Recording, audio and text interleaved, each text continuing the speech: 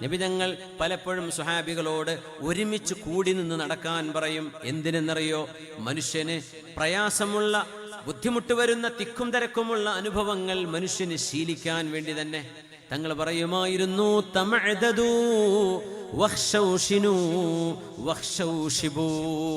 തമഅദനു എന്ന് പറഞ്ഞാൽ മഅദ് ബിൻ അദ്നാൻ എന്ന നബി തങ്ങളുടെ വല്ലിപ്പയുടെ പേര് മഅദ്. മഅദിനെ പോലെ ആവണം എന്നതാണ് തമഅദദു എന്ന് പറഞ്ഞതിനർത്ഥം. തമഅദദു മഅദ് ബിൻ അദ്നാനിനെ പോലെ. മഅദ് ബിൻ അദ്നാനിന്റെ വസ്ത്രാലങ്കാരവും നടത്തവും, അയാളുടെ ആ ഒരു ഗാംഭീര്യമുള്ള നടത്തവുമൊക്കെ നിങ്ങളൊന്ന് പഠിക്കണം. പിന്നെ പറഞ്ഞു, വഖ്ശൗശിനു, നിങ്ങൾ കഷ്ടപ്പാടുകൾ അറിയണേ, അനുഭവിക്കണമേ. എപ്പോഴും സുഖം, എപ്പോഴും റാഹത്ത് അങ്ങനെ വേണ്ട. ചിലപ്പോൾ ചെരുപ്പില്ലാതെ നടക്കേണ്ടി വരും, ചിലപ്പോൾ കഞ്ഞിവെള്ളം കുടിച്ച് പട്ടിണിയായിട്ടെങ്കിലും കിടക്കേണ്ടി വരും, ചിലപ്പോൾ ഫാന് പോലും കറങ്ങാനില്ലാണ്ട് ചൂടത്ത് കിടക്കേണ്ടി വരും. ഇതൊക്കെ മക്കളെ ശീലിപ്പിക്കണം. വഖ്ശൗശിബു, നിങ്ങൾ ജീവിതത്തിന്റെ ചില പ്രയാസങ്ങളൊക്കെ അറിയണം. എന്നാലേ ചില പ്രയാസങ്ങൾ വരുമ്പോൾ നമ്മുടെ മക്കളോ നമ്മളൊക്കെ കുടുങ്ങിപ്പോകും. അതുകൊണ്ട് നിബിതങ്ങൾ സ്വഹാബികളോട് ചിലപ്പോ ഒന്ന് കൂട്ടമായിട്ട് നടക്കെന്ന് പറയും. ഇവിടെ ഈ ഹദീസ് പറയുമ്പോൾ ഹജ്ജിനെ കുറിച്ച് പറയും മഹാന്മാർ. എന്തെന്നറിയോ? ചില ആളുകൾ ഹജ്ജിന് പോയാൽ മിനിമം 3 മില്യൺ ആളുകൾ. 3 മില്യൺ ആളുകൾ എന്ന് പറഞ്ഞാൽ എത്രയായി? 30 ലക്ഷം ആളുകൾ. 30 ലക്ഷം ആളുകൾ ഒരു സ്ഥലത്തങ്ങ് ഒരുമിച്ച് കൂടിയാൽ തിക്കും തിരക്കല്ലേ. ഇപ്പൊ തന്നെ എന്താ ഹറമിന്റെ ഒക്കെ അവസ്ഥ?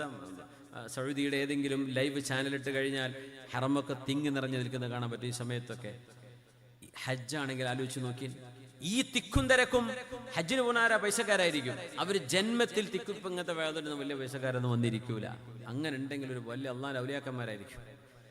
കാരണം ഞാൻ എങ്ങനെ തിക്കും തിരക്കിലും പോയിരിക്കുക, പിന്നെ വണ്ടി എടുക്കാൻ കിട്ടൂല, പോകുമ്പോൾ തിരക്കാവും, പിന്നെ അങ്ങനെ ലേറ്റ് ആവും, എനിക്ക് ഇരിക്കാൻ അവിടെ സീറ്റ് കിട്ടുമോ, ഇതൊക്കെ ആലോചിച്ചിട്ട് മുതലാളിമാരൊന്നും വന്നോളന്നില്ല. എല്ലാരെ പറ്റിയെന്നല്ലേ പറയുന്നത്. അധിക കൂറും അങ്ങനെയാണ്. അള്ളാഹിനോട് കുറേ ദ്വാരത്തിന് കിട്ടിയത്, ഇങ്ങനത്തെ വേദനയൊക്കെ വന്ന് ദ്വാരിപ്പിച്ചിട്ട് കിട്ടിയതാക്കാരെ പൈസയൊക്കെ. പക്ഷെ പിന്നെ അതൊക്കെ മറക്കും, പിന്നെ ഈ വഴിക്ക് കാണൂല. മുതലാളിമാർക്ക് ഹജ്ജ് ഒരു പരീക്ഷണമാണ്. അവർക്ക് കടുത്ത പരീക്ഷണമാണ് ഹജ്ജ്. എന്തേ?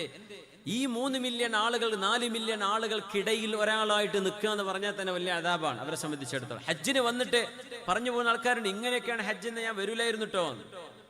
സുബ്ഹാനല്ലാഹ്, എന്തിനെ പോയത്? ആ പോയ കൂലിയൊക്കെ പോയില്ലേ? തിക്കും തിരക്കുമാകുമ്പോ ശ്വാസം മുട്ടും, ചൂടെടുക്കും, ചിലരൊക്കെ വിയർപ്പ് മണക്കും, ദുർഗന്ധം തോന്നും, നമ്മൾ വിയർത്ത് തളരും, കാലിന് ചവിട്ട് കിട്ടും. ഇതൊക്കെ കിട്ടുമ്പോഴേ നമുക്ക് വലിയ വിഷമുണ്ടാവും. ഈ ത്യാഗങ്ങൾ സഹിക്കുന്നിടത്ത് ഖുർആൻ പറഞ്ഞു, ഫലാ റഫത വലാ ഫുസൂഖ വലാ ജിദാല ഫിൽ ഹജ്ജ്. ഹജ്ജ് നടക്കുമ്പോ വായിൽ നിന്ന് മോശപ്പെട്ട വാക്ക് വരരുത്, അവിടെ തർക്കിക്കാൻ നിൽക്കരുത്, അവിടെ ഒച്ച വെക്കരുത്. എന്തേ? തിക്കും തിരക്കും കൂടുമ്പോ ഇതിനൊക്കെ സാധ്യത കൂടുതലാ, ഒച്ചപ്പാടും ബഹളത്തിനൊക്കെ. അതൊന്നും ചെയ്യരുത് എന്ന് അല്ലാഹു പറഞ്ഞ് ത്യാഗത്തോടുകൂടെ ചെയ്യുന്ന പരിപാടിയാണ് ഹജ്ജ്. ആൾക്കൂട്ടങ്ങൾ ഒരുമിച്ച് നടക്കുമ്പോ അവിടെ പ്രയാസം തോന്നും. ഒരുമിച്ച് ഒരു ചെറിയ സ്ഥലത്ത് കൂടെ നടക്കാന്ന് പറഞ്ഞാൽ തിക്കും തിരക്കും അല്ലേ? സ്വഹാബികളോട് നബി നിങ്ങൾ ഇടക്ക് പറയും, സ്വഹാബികളെ ഒരുമിച്ച് കൂട്ടമായി ഒന്ന് നടക്കിൻ. എന്തിനറിയോ? സ്വഹാബത്തിന് ട്രെയിനിങ് കൊടുക്കാൻ വിധങ്ങൾ. ഇങ്ങനെയും നടത്തം പഠിക്കണം. എപ്പോഴും ഒറ്റയ്ക്കൊരു ബെഡ്റൂമിൽ കിടക്കുക അല്ല.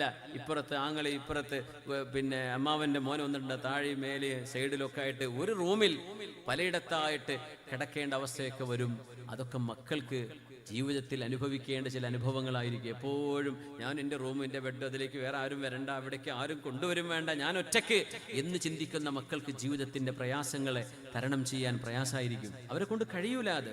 അതുകൊണ്ട് നബി തങ്ങൾ സ്വഹാബികളോട് ഇടക്ക് പറയും, എല്ലാവരും ഒരുമിച്ചൊന്ന് കൂട്ടമായിട്ട് നടക്കിൻ. അങ്ങനെ നബി തങ്ങൾ സ്വഹാബികളോട് പറഞ്ഞിട്ട് പറയൂ, തമഅദദു, എൻ്റെ വല്ലിപ്പ മഅദ് ബിൻ അദ്നാൻ, അദ്ദേഹം അങ്ങനെയായിരുന്നു.